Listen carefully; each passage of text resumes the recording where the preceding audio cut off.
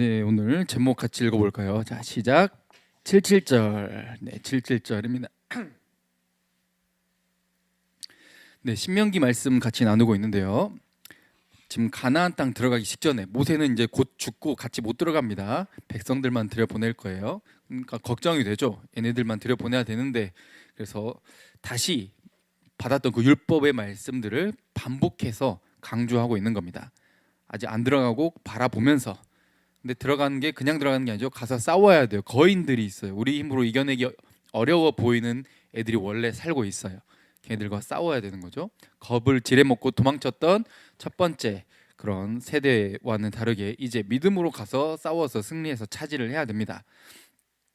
모세가 그렇게 고별 설교를 하는 것이 신명기죠. 주된 내용은 하나님을 사랑하고 이웃을 사랑해라. 하나님을 사랑하고 경외하는 그것이 또 이웃을 사랑하는 것으로 드러내는 그런 순종의 모습이 있어야 된다. 그게 올바른 관계다라는 게 이제 주된 내용인데요. 신명기 12장부터는 이제 본격적으로 율법, 그렇죠. 하나님을 경외하는 것 그런 내용들이 쭉 나오고 있는데 지금 안식일 제 4계명이죠.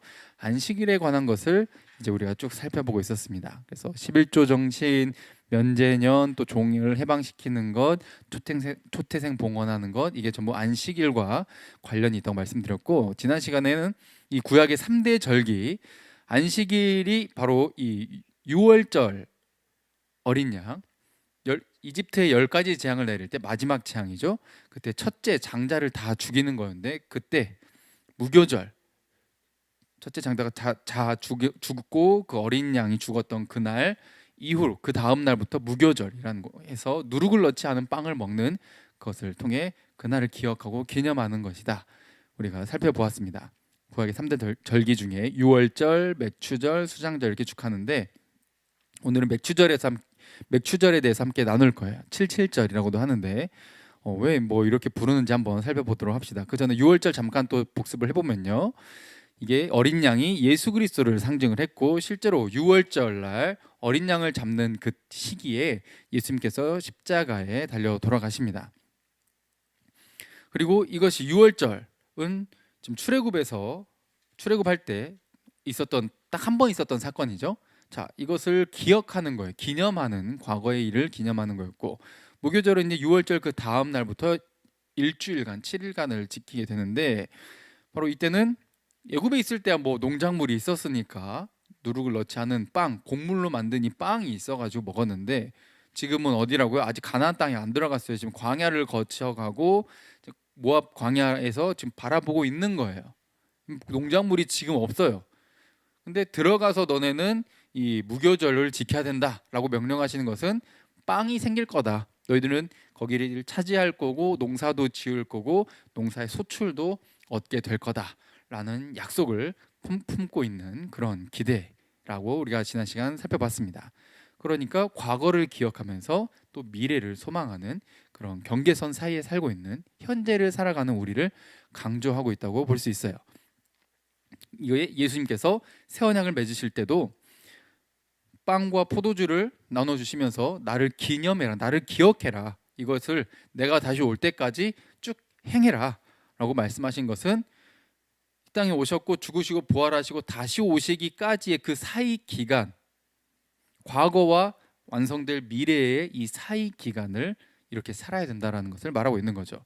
오늘 절기도 마찬가지예요. 바로 이 사이에 우리가 어떤 태도로 또 살아가야 하는지에 대해서도 또 가르쳐주는 내용이 함께 포함되어 있는 것이죠. 한번 살펴보죠. 오늘은 77절입니다. 이게 히브리어로 샤부아 이렇게 말하는데 이게 7이에요. 7. 77 뭐시죠? 49. 77에 49. 77절이라고도 부르고 또 77절이 77, 49에다가 그 다음 날부터 쭉 이제 또 지키기 때문에 오순절, 순이 한자로 10이에요. 10. 오순절. 50. 자, 오순절이라고도 불러요. 이때가 곡식을 주신 것에 대한 그런 감사의 절기로 지키게 되는 건데요. 자, 오늘 본문에 한번 읽어볼까요? 자, 9절부터 시작.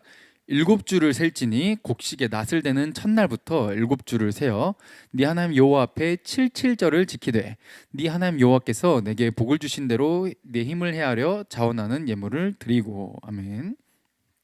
자, 초실절 나와요. 초실절이 뭐냐? 농사를 지었어요. 이제 처음 열매가 맺힌 그것을 기념하는 거죠. 그것을 기념하는 절기예요. 첫 열매가 맺혀진 거죠. 어, 이게 지금 지난 시간에 살펴봤을 때 맨 끝에 이 유대력 그리고 이 니산이라고 부르는 것은 이 바벨론에 가서 바벨론의 그런 또 월을 세는 것을 해서 니산월 이렇게 부른다고 우리가 살펴봤었죠.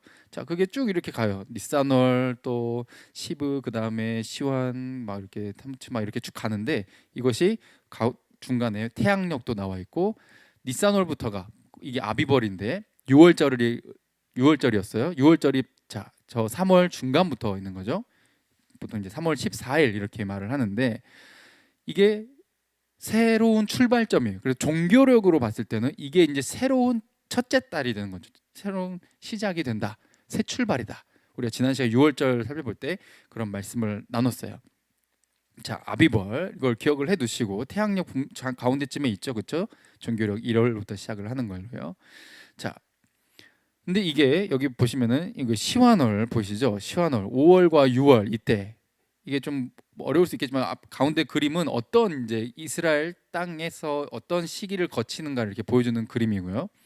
자, 3월, 4월 이건 태양력인데 이제 여기 보시면 니산월이라고 또 오른쪽 맨 끝에 1월 이렇게 나와 있죠. 아비벌 혹은 니산월 이렇게 부르는 거예요. 자, 이때 이런 내용들이 들어가야 되는데 자, 두 번째 보시죠. 6월절. 근데 그리고 나서 77절이라 했죠, 오늘. 그로부터 49일, 50일 후에는 이제 몇 월이 돼요? 이게 5월, 6월 보기 전에 4월, 5월 이때 보리라고 하는 것이 처음에 맺혀요. 보리. 이게 추수 기간을 의미를 하는데 그래서 맥추절이라고 하는 게 조금 아쉬운 번역이기는 해요. 왜냐하면 처음에는 초실절은 맥이라고 해서 보리 맥자를 써서 보리를 이렇게 걷어들이는데 끝날 때는 뭐를 추수하느냐? 자, 저기 5월 끝자락 보시면은 그때부터 뭐 추수한다고 되어 있죠? 밀추수. 자, 지금 그림 보이시죠? 어떤 건지 지금 이해하고 계시는 거 맞죠? 가운데가 이스라엘 절기와 추수를 말하는 거고 맨 끝에가 이제 태양력을 지금 의미를 하는 거예요. 우리가 보는 그런 태양력이고 가운데에 있는 이스라엘 절기 여기가 그런 그들이 보는 종교력이라고 이렇게 보시면 되겠습니다. 자, 그때 보리에서 시작해서 밀로 끝나는 거예요. 그러니까 계속 추수를 하는 거예요. 이게 이때 당시 이 사람들이 보리가 주식이 아니에요. 그래서 별로 이렇게 많이 주력으로 막 하지를 않아. 근데 보리가 그래도 필요하죠. 가을에 심어가지고 봄에 이 시기에 이제 추수를 하고 걷어들이는 거거든요. 필요해요. 근데 이게 어디까지 이어지냐? 보리 추수하고 바로 이어서 밀도 추수를 한단 말이에요. 이게 바로 이어지는 기간에 뭐가 있다? 이게 초실절 그리고 이 77절이 이렇게 들어가 있는 거예요. 그러니까 보리로 시작해서 밀로 끝난다고요? 근데 이걸 전체를 지금 밀로 끝나는데 이때를 뭘로 불러요? 맥추절이라고 불러버리니까 그러니까 우리나라 말로 번역되면서 조금 아쉬운 부분이 있는 거예요. 사실은 밀추수에 대한 감사라고 이렇게 봐야 더 옳은 표현인데 이렇게 되어 있다는 겁니다. 번역상 조금 그런 부분이 있다는 것 아쉬운 부분이죠. 네, 이렇게 이해하시고 일단 넘어가면 아쉬운 번역 부분을 또 해놨네요. 출애굽기 23장에 보시면 너는 무교병의 절기를 지키라. 6월절에 바로 붙어 있었죠. 6월절 지키고 나서 그 다음에 아비벌이 정한 때 무교병을 먹고 나서 23장 16절부터 보면 맥추절을 지키라라고 되어 있어요. 자, 맥추절 보리부터 추수를 하는 거죠. 근데 이게 사실 77절이에요. 그러니까 밀에 대한 이제 이것을 또 기념해야 되는데 맥추절이라고만 나와 있는 거죠. 보리 추수 이렇게. 자, 34장 22절에도 이게 77절인데 곧 맥추의 초실절을 지키고 이렇게 되어 있어요. 그렇죠. 이것도 좀 아쉬운 표현인 겁니다. 77절은 밀이에요. 밀의 때라는 거죠. 보리부터 출발을 했지만 밀로 끝난다는 점 기억하시면 되겠습니다. 그러면은 보리라고 하는 이 초실절에 대해서 한번 봅시다. 보리에서 시작해서 밀로 끝나는 거예요. 보리. 자, 보리부터 보면 레위기 23장에 잘 나와 있어요. 자, 이 77절에 대해서 그리고 초실절에 대해서 초실절부터 살펴보면 10절에 내가 너희에게 주는 땅에 들어가서 너희의 곡물을 거둘 때에 지금 아직 안 들어간 거예요. 지금 안 들어갔어요. 근데 들어가는 거 확실한 거예요. 차지하는 것도 확실한 거예요. 일단은 무섭지만 가서 목숨 걸고 싸우면 되는 거예요. 그러면 차지하는 거예요. 그러면은 땅도 주시고 수고할 수 있는 선물도 주시고 내가 땀 흘릴 수 있는 또 그런 은혜도 주시고 내가 열심히 땅 파고 또 수고해서 땀 흘리면 거기에 맞는 또 열매도 맺히게끔 이른 비와 늦은 비를 주시는 그런 하나님의 은혜를 약속하고 계시는 거죠.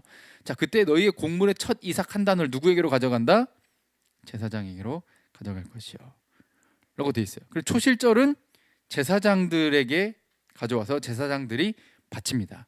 제사장이 그래서 11절에 보시면 제사장이 너희를 위해서 요 앞에 기쁘게 받으시도록 요제라고 해서 이렇게 뭐 흔들어 바치는 그런 정확히 어떤 것인지 아직 잘 모르지만 그런 말 뜻을 통해서 그러지 않았을까 이렇게 추측을 하는 그런 제사법인 거예요.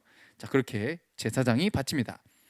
자, 안식일 이튿날 흔든다는 거죠. 자, 안식일 이게 예수님을 좀 잠깐 또 먼저 이야기를 해보면 예수님께서 성금요일이라고 하죠. 금요일에 십자가에 달려 돌아가시고 그 다음 날이 뭐예요? 안식일이었어요. 그리고 그 다음 날이 우리가 지금 지키는 주일이죠. 이때가 8번째 날이시고 안식일 그 다음 날이었어요. 그러니까 예수님께서 십자가에 달려 돌아가시고 그 다음 날은 안식일이고 그 다음 날에 부활을 하신 거죠. 그래서 이 안식일 이튿날이 바로 그런 시기를 의미를 하는 거죠. 안식일 다음 날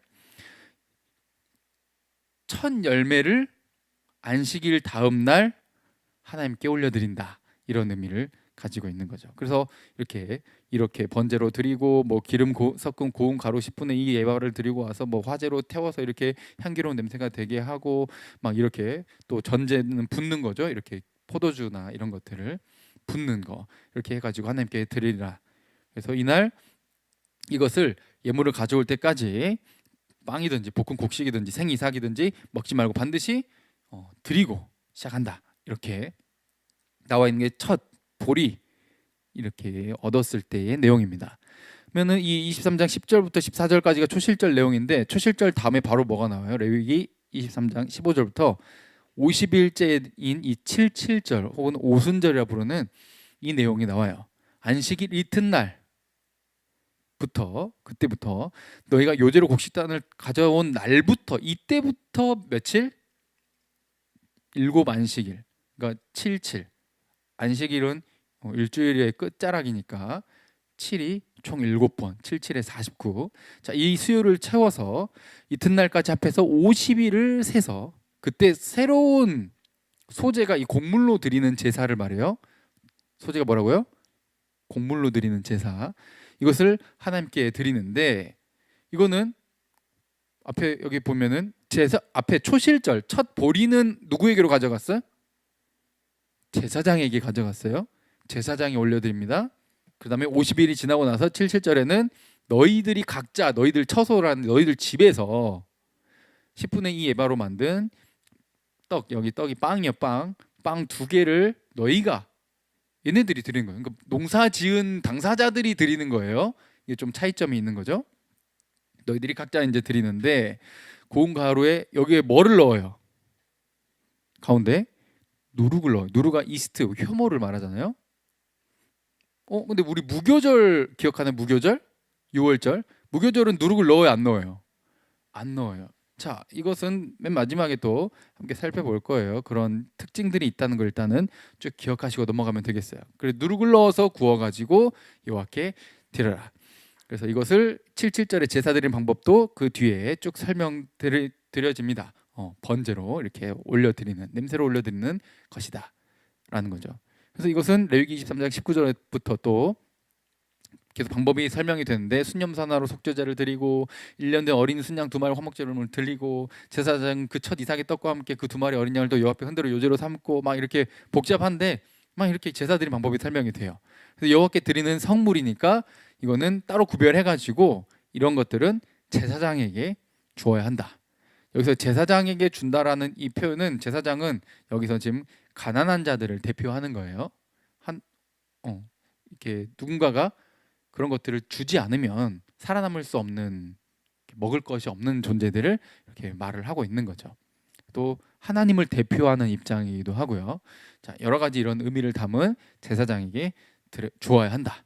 그래서 이날에는 너희들이 성회, 이 거룩한 모임이다, 거룩한 날이다, 이걸 선포하고 쉬는 거다. 어떤 노동도 하지 말지니 해서 이것도 역시 제4계명 안식일의 계명을 이렇게 풀어가지고 이 내용들이 같이 파생되어 있다라고 하는 것을 또 알 수 있는 대목이기도 하죠. 그래서 우리가 땅을 얻었어. 그리고 때에 맞춰서 비가 오네. 내가 땅을 팔 수 있고, 내가 이게 막 열심히 내가 이게 팔 땅이 있고, 그리고 또 내가 일할 수 있는 몸이 있고, 또 시기가 또 지나서 이렇게 거둘 곡식이 있어. 그래서 이 곡식이 생겨서 하나님께 또 감사로 고백으로 올려드릴 게 있네. 이게 전부 누가 주신 것이다? 하나님이 주신 것이다 라는 거죠. 또 여기서 다시 한번 점검하고 넘어갈 것은 이게 언제의 일이다? 미래의 일이다. 실제로 가나안 땅을 차지해서 이렇게 드리게 됐지만 이 모세 오경이 주어지는 시기는 이스라엘 백성들이 아직 그 땅을 차지 안 했을 때 주어진 내용들이에요. 차지할 거라는 거예요. 그러니까 믿음으로 가기만 하면 된다는 거죠. 그때 너희들이 착각하지 말고 교만하지 말고, 너희들이 번 돈, 너희들이 추수한 그런 것들 다 하나님이 주신 것이다 라는 그 고백으로 하나님께 이런 절기로 감사로 올려드리는 거예요. 77절도 역시 뭐예요? 감사의 절기가 되는 거죠.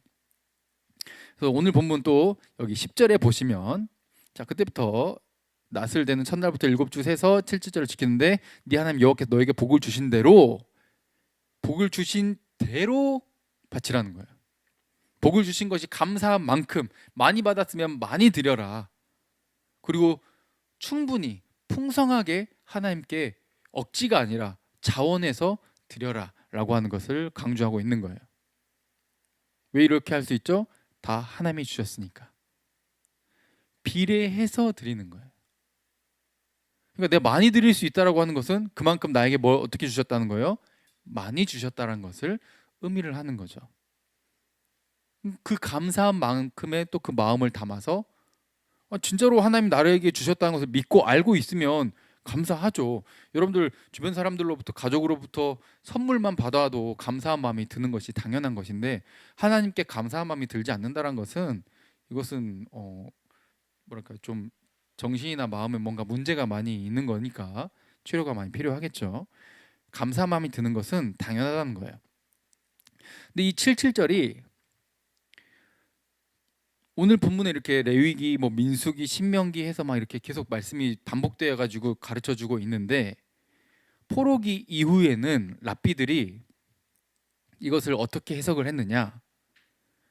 나중에 이제 가나안 땅을 차지했죠. 그다음에 거기에 이제 사사 시대를 거쳐서 또 사울 왕, 다윗 왕, 솔로몬 왕 이렇게 되죠. 근데 또 솔로몬 왕 이후로는 어때요? 이스라엘이 남북으로 갈라져 버리죠. 우리나라처럼. 갈라진 상태에서 따로따로 다른 이방 나라들한테, 아수르한테, 또 바벨론한테 망해버려요. 망해가지고 어디로 끌려가요? 물론 본인들이 우상 숭배하고 말씀에 순종을 안 해가지고 경고한 대로 하나님께서 벌을 주신 것이지만 포로로 끌려가요. 그러면은 약속받은 이 가나안 땅에 살아요, 못 살아요? 지금 못 살게 된 거예요. 포로로 끌려갔으니까 이제 노예로서, 종으로서 사니까 하나님이 주신 땅에서 내가 땅을 일구고 수고해서 땀을 흘리는 게 아니에요. 하나님 주신 약속하신 땅에서 열매를 못 먹어요. 그래서 이때 랍비들이 말씀을 연구하기 시작한 거죠. 감사할 곡식이 없으니까, 수확이 없으니까 그 절기들을 못 지키게 된 거예요. 절기들을 못 지키게 됐으니까 그럼 이게 무슨 의미인가 해서 구약의 랍비들이 연구를 했는데, 출애굽기 19장 1절에 보시면 이 시기가 랍비들이 이런 시기다라고 해석을 한 거예요. 이스라엘 자손이 애굽 땅을 떠난 지 3개월이 되던 날에 그들이 시내 광야에 이르니라 해서 율법을 수여받은 시내산에 도착한 때가 언제다? 애굽 땅을 떠난 지 3개월이 되던 날. 이게 뭐 3개월을 꽉 채웠다는 건지 3개월이 되던 첫날인 건지 막 이게 의견이 분분해요. 근데 랍비들이 뭐라고 해석했다고요? 이게 3개월째니까 50일째 되던 때다. 이렇게 해석을 한 거예요. 포로기 이후에. 그래서 이 77절을 어떤 기념일로 지키기 시작했냐? 시내산에서 모세를 통해서 율법을, 이 십계명을 하나님께서 이스라엘 백성들에게 주신 그 날을 기념하는 절기로 지킨 거예요. 왜?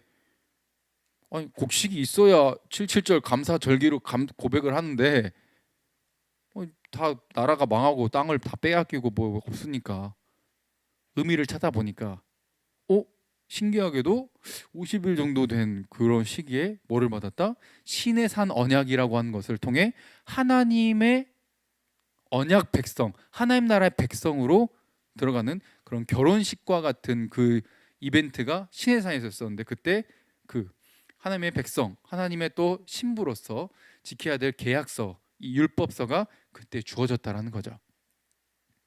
이 율법 수여받은 그런 기념일로 지키기 시작한 거예요. 이 77절, 오순절 이때를요. 자, 그러면 초실절은 어떤 의미를 가지고 있느냐? 자, 이때 신약에서, 지금 방금 구약을 살펴봤죠. 여기 포로기 이후에 시내산 율법 수요를 받은 거예요. 이제 신약에서는 어떤 의미를 가지고 있는지 봅시다. 신약에서는 이 초실절이 갖고 있는 의미가 바로 이런 것이죠. 고린도전서 15장 20절 읽어볼까요? 자, 시작. 그러나 이제 그리스도께서 죽은 자 가운데서 다시 살아나사 잠자는 자들의 첫 열매가 되셨도다. 아멘. 잠자는 자들의 첫 열매는, 잠자는 것은 이제 죽는 거, 특히 믿음 안에서 죽었을 때를 죽었다 이렇게 안 하고 잔다 이렇게 표현하잖아요, 성경에서. 부활을 의미해요. 부활의 첫 열매. 그래서 예수 그리스도를 부활의 첫 열매시다. 이게 초실절, 보리가 처음 맺혀진, 보리에서부터 밀까지 간 때 이 보리 첫 열매가 맺혀진, 이게 상징성으로 누구다? 예수 그리스도시다. 그렇죠? 6월절 무교절 기간 내에서 바로 이 초실절이 있게 되는데, 무교절 기간 내에 초실절이 언제? 첫 단을 거둔 그때부터 세기 시작하잖아요. 뭐 날씨나 이런 좀 차이점이 있어가지고 항상 매년 똑같은 건 아니에요. 처음 곡식단을 가져온 그때가 초실절로 지키기 시작하는 거예요. 근데 이제 이게 신약에 와서는 예수님께서 언제 부활하셨죠? 십자가에 죽으시고 안식일 거치고 바로 그 다음 날 새벽에 부활하신 거예요. 그때를 신약의 초실절, 부활의 첫 열매, 하나님께서 정말 우리에게 주시고 싶어 하시는 영원한 생명, 죽음이 우리를 지배하지 못하고 죽음의 세력은 전복되었다라고 하는 것의 첫 열매. 그래서 그 뒤에 줄줄이 맺히게 될 것들이 열매가 동일하게 따라올 것이라고 하는 것을 알 수 있는 대목이 바로 이 초실절, 예수 그리스도의 부활이라고 하는 거죠. 21절에 보시면 사망이 한 사람으로 말미암았으니 아담 한 명으로 모든 사람이 죽게 됐던 것처럼 죽은 자의 부활도 한 사람으로 말미암는다. 이것은 두 번째 아담이신 예수 그리스도를 통해서 모든 사람이 부활에 이르게 된다는 겁니다. 그게 바로 뒤에 또 설명되죠. 아담 안에서 모든 사람이 죽은 것 같이 그리스도 안에서 모든 사람이 삶을 얻으리라. 23절에 그러나 각자 차례대로 될 거라는 거예요. 그래서 우리 모두 갑자기 한 번에 확 부활하고 갑자기 예수 그리스도 믿으면 갑자기 샥 사라져가지고 천국에 확 들어가면 얼마나 좋아. 근데 그렇게 되지 않는다는 거예요. 예수님께서 먼저 첫 열매로 부활하셨다는 거예요. 먼저는 첫 열매인 그리스도고, 그리고 다음에는 그가 강림하실 때, 이 강림이 재림이에요. 성경에는 재림이라는 단어는 없습니다. 강림이라고 나와 있어요. 강림하실 때, 다시 오실 때 예수 그리스도를 믿는 자들, 혹은 또 믿고 지금 죽어서 지금 자고 있는 자들이 그렇게 똑같이 부활로 나타나게 될 거다라는 거죠. 그때 이 부활의 열매를 우리가 모두 함께 누리게 될 거라는 거예요. 그러니까 초실절은 뭘 의미하는 거예요? 예수 그리스도의 부활을 의미하는 거였어요. 그 다음에 부활하신 이후에 50일이 지났을 때, 50일이 지났을 때를 사도행전 2장 1절, 자 읽어볼까요? 자 시작. 오순절날이 이미 이름에 그들이 다 같이 한 곳에 모였더니 호련히 하늘로부터 급하고 강한 바람 같은 소리가 있어 그들이 앉은 온 집에 가득하며 마치 불의 혀처럼 갈라지는 것들이 그들에게 보여 각 사람 위에 하나씩 임하여 있더니 그들이 다 성령의 충만함을 받고 성령이 말하게 하심을 따라 다른 언어들로 말하기를 시작하니라. 아멘. 자, 오순절에게 77절은 신약에 와서는 이 오순절이 뭘 의미해요? 성령이 오신 것. 우리 오늘 찬양했죠?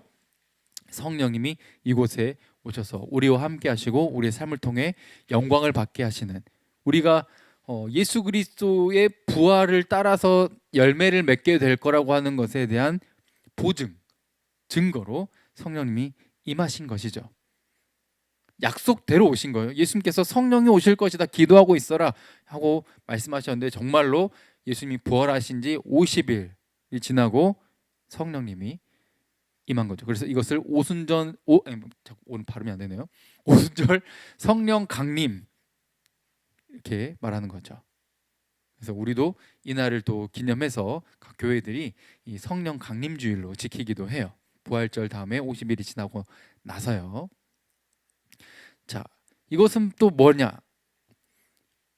하나님의 백성이라고 하는 것에 대한 그런 증거로 주어진다는 거죠.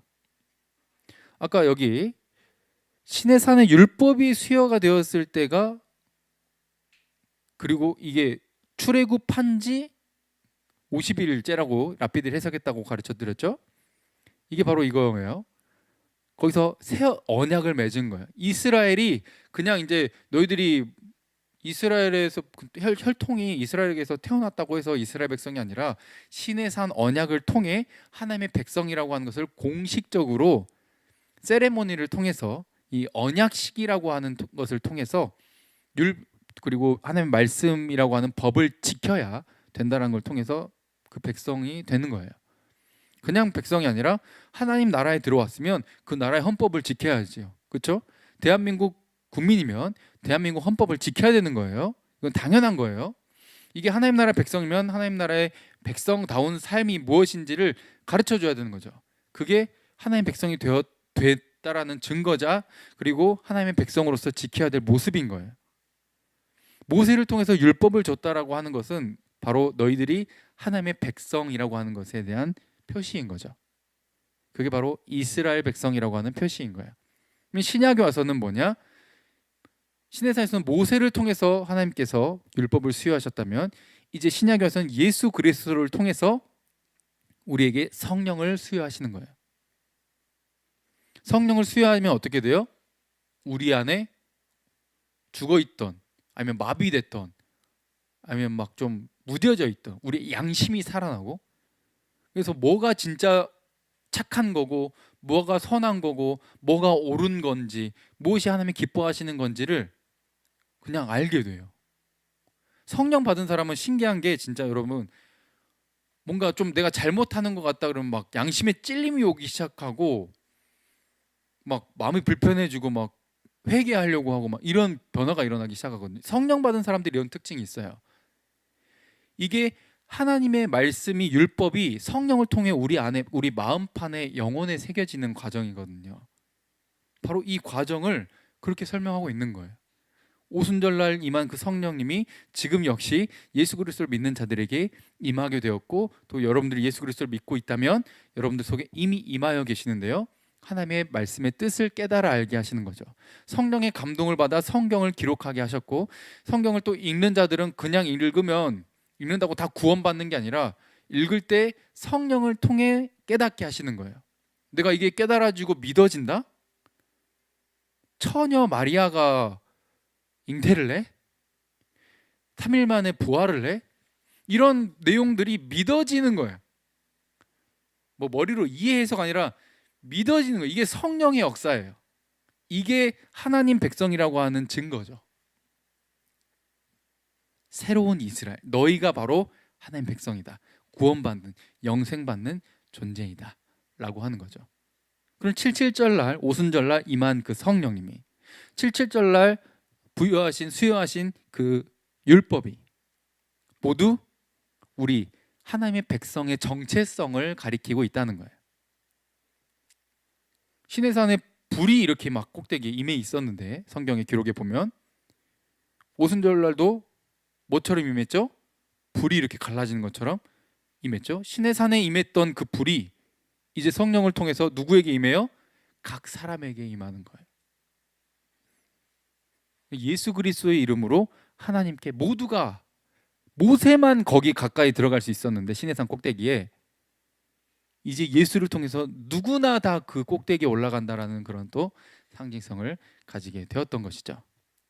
하나님의 백성이다 라는 거예요. 그러면은 왜 이날 누룩을 넣은 빵을 먹는가 했을 때, 자, 무교절 때는, 자, 무교절, 6월절 어린 양, 그리고 무교절 누룩을 넣지 않은 빵, 누구를 의미한다고 지난 시간에 배웠나요? 예수 그리스도를 의미한다고 했죠. 그 누룩을 넣은 빵, 누룩을 넣지 않은 빵은 누가 먹어요? 우리가 나눠 먹는다고 했잖아요. 이스라엘 백성 당시에. 그게 예수 그리스도의 몸 그리고 피를 나눠 마시는 거라고 이야기했잖아요. 먹고 마시고. 근데 누룩을 넣은 것은 이 77절 때 오순절 날은 이거는 누가 먹어요? 사람이 안 먹어요. 레위기 23장에 뭐라고 되어 있어요? 누룩을 넣어서 구운 거는 이는 첫 요제로 누구에게 드리는 것이다? 여호와께 드리는 것이다. 이 누룩을 넣은 빵이 뭘 의미를 하냐? 우리를 의미하는 거예요. 77절 날, 오순절 날 이미 초실절 지나서 50일 지나고 나서 성령을 받았는데도 불구하고 우리는 뭐가 있어요? 누룩이 있어요. 죄가 있다 이 말이에요. 깨끗하지 않아요. 근데 이 모습 이대로 누구에게 드려져요? 여호와께 드려져요. 그러면 흠없는 깨끗한 것은 누가 먹어요? 우리가 먹어요. 예수 그리스도를 우리에게 먹이고 더러운 우리는 하나님께서 그대로 받아주시는 것을 의미를 하는 거죠. 떡 2개, 이것은 아마 학자들이 볼 때는 이방인과 유대인들을 이렇게 상징하는 것일 것이다, 또 이렇게 해석하는 경우도 있어요. 그래서 누룩을 넣은 이 빵 2개, 유대인이든 이방인이든 누구든 예수 그리스도 통해 누룩이 있는 그 상태 그대로 하나님께 드려진다. 맨 끝에 보시죠. 이것들이 함께 드려지게 되는 그 제물들과 함께 하나님께서 향기롭게 받으시는 냄새다.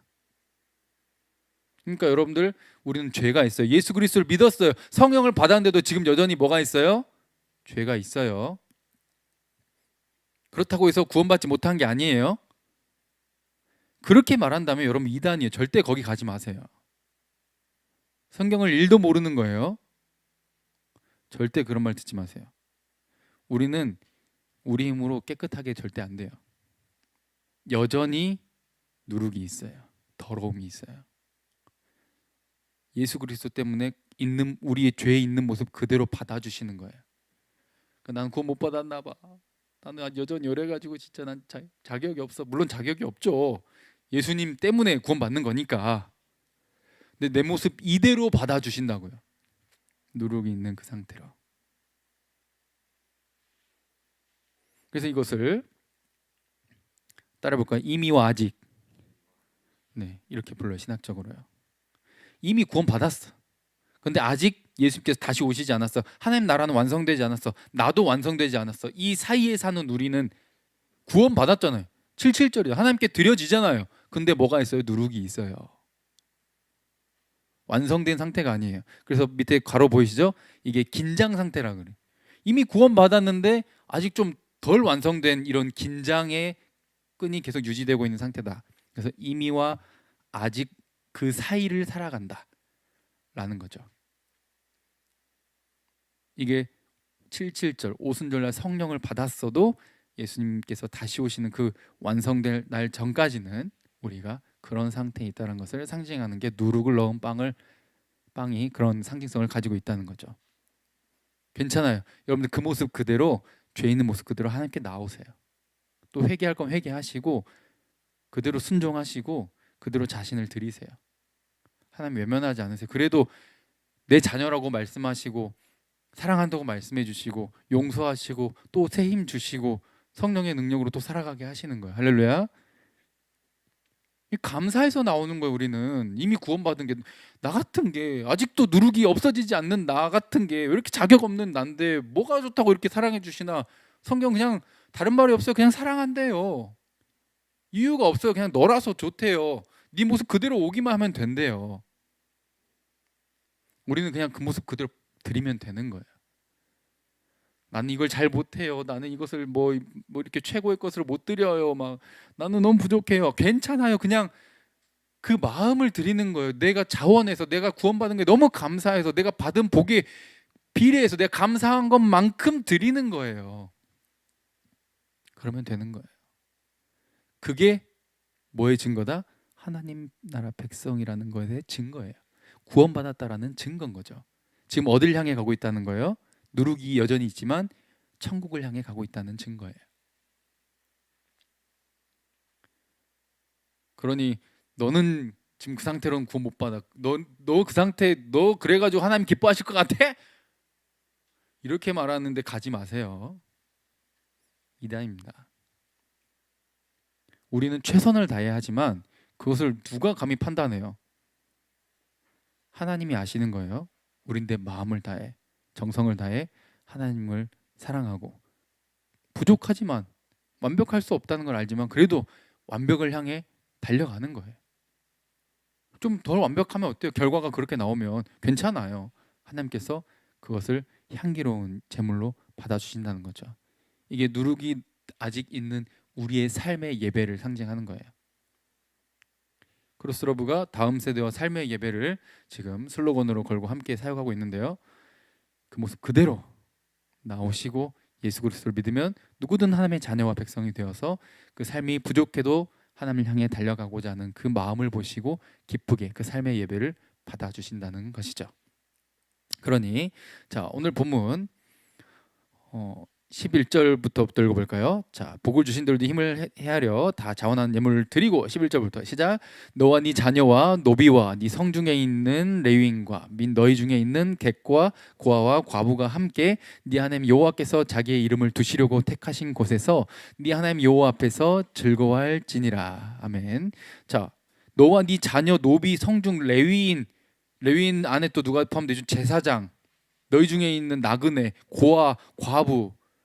아까 말씀드렸죠? 제사장은 누구를 대표한다? 하나님을 대표하기도 하지만 입장을, 가난한 자들의 대표. 여기 지금 전부 모든 너희들 하나님 백성 공동체와 함께 나누고 누리라는 거예요.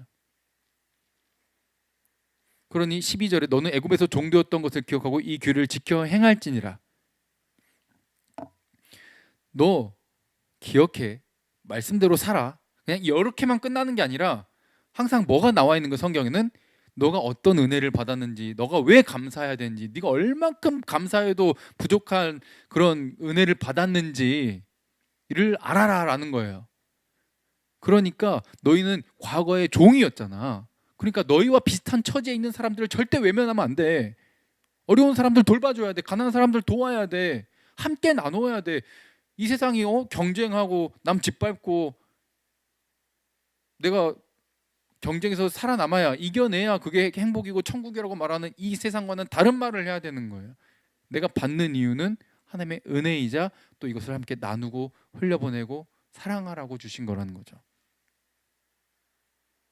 그러니까 받은 만큼 너무 감사해서 이웃과 함께 나누는 거예요. 하나님께도 드리는 거예요. 하나님께 드리는 이 11조와 여러 가지 것들이 무슨 정신이라고 그랬죠? 하나님께, 이것은 이웃과 함께 나누는 정신이라고 말씀드렸잖아요. 그래서 이것은 신명기 우리 지난 시간에 여호와 이름을, 자기 이름을 두시려고 택하신 곳에서, 가운데 검은 글씨로 밑줄 그어진 데 보이시죠? 이게 장소가, 지명이 안 나와 있다 그랬어요. 결국 이게 예수 그리스도를 상징한다고 말씀을 드렸었고, 이 앞에서, 여호와 앞에서 함께 즐거워해라. 너네만 잘 먹고 잘 살지 말고 함께 나누어라. 이게 순종의 내용인 거예요. 감사해서 지켜라. 감사하니까 나누어라. 이것은 복음과도 관계가 되어 있습니다. 너희가 진짜 영생을 알고 성령을 받았고 구원받은 것이 진짜 감사해? 그럼 너만 구원받을 거야? 너 주변 친구들 그냥 그대로 지옥 가고 있는데 그냥 봐도 아무렇지도 않아? 걔들 그대로 죽으면 끝인데 그냥 그게 아무렇지도 않다고? 그들을 보고 안타깝고 그들을 보고 기도가 튀어나오고 하나님께 내 가족 살려달라고, 저들 구원받게 해달라고, 내 친구들 살려달라고, 이게 정상적인 거예요. 이게 신약 백성들이, 구원의 감격 있는 자들이 함께 나누어야 할, 물질도 나누지만 여러 가지 복지도 중요하지만 가장 중요한 것은 영생을, 예수 그리스도의 그 이름을 전하고 나누는 게 가장 중요한 것이죠. 오순절, 오늘 바로 새 언약 공동체가 받은 그 성령을 의미를 했고, 율법을 수여받은 것과 함께 하나님의 말씀, 하나님의 정신, 하나님의 그 마음, 하나님 사랑, 이웃 사랑이라고 하는 그 10계명이 성령을 통해 우리 안에 박혀지게 된 것이고, 이것을 함께 나누며 살아가라고 부르신 이스라엘, 새로운 공동체, 새로운 언약 백성을 상징한다는 거예요. 하나님 백성, 이스라엘만일 새 이스라엘, 지금 우리 교회, 우리를 교회라고 하잖아요. 이들이 바로 뭐다? 77절 오순절날 나오게 되는, 먼 미래 완성될 것을 바라보게 될, 이미 약속을 부여받는, 새로운 정체성을 부여받는 그 순간에 대한 의미를 가진 절기로 지키게 된다는 것이죠. 77절 이렇게 기억을 하시고 또 점검하시고 묵상하시면서 하나님께 감사드리고, 앞으로의 우리의 삶이 부족해도 누룩이 여전히 있어도 삶의 예배로 하나님께 영광 돌리는 저와 여러분들이 되기를 바랍니다. 함께 기도할게요.